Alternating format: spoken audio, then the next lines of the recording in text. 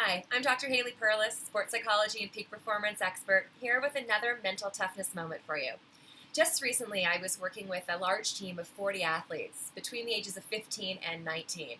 And on one particular session, I actually attended all the athletes in their conditioning sessions to see if I could help them increase their commitment and increase their effort and increase their overall performance in conditioning. And there was a combination of activities that they were doing, some weights, some agility, some endurance. And what I did was I introduced a very specific concentration skill that they could use no matter what activity they were pursuing and performing, but that they could use this concentration skill to maintain, well, obviously focus, which would then maintain effort, which would then improve their performance, plus their confidence, plus their motivation.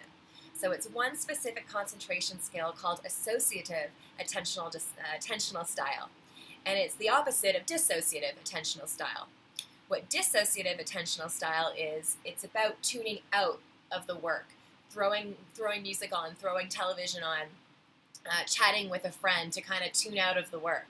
Associative attentional style actually does the exact opposite and tunes in. I could be focusing on my heart rate. I could be focusing on my breath, my cadence, my stride, any tactical or technical component of this specific exercise.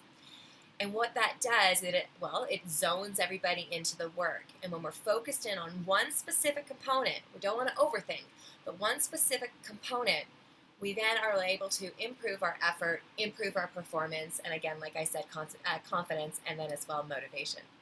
So let's take plank, for example, because plank was one of the activities that these 40 athletes, were participating in. So I asked everyone to do a two-step process for me, but right before and during their plank performance. The first step was to choose a focal point. We all know that where our eyes go, energy flows. So I wanted them to choose in advance a spot on the floor that was going to help them stay in their proper stance and their proper technique.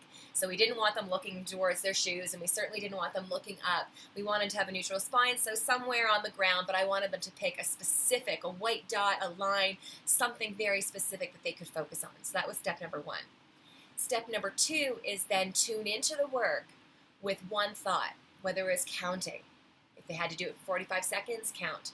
Or maybe it was really focusing on their abs and visualizing their abs really contracting. Or perhaps it was their arm position, so making sure that their elbows were always on top of their wrists and shoulders on top of their wrists as well. One of the two, but you know what I'm saying. And then it was time to go. So they first set up their focal point, and then they had one specific thought that was tuning into the work, some kind of technical component. And what that does is at first it sets you up for success. And then when the intensity gets high and when the pain starts kicking in and when athletes want to start looking around for an escape route or looking around for distractions, what they do is they stay focused in on the task, actually making it easier. But looking around distorts your body, as you all know, and it actually makes your body heavier and a lot harder to perform the activity. But staying focused and staying in a line keeps everything quite tight and in tune and purposeful for the plank exercise.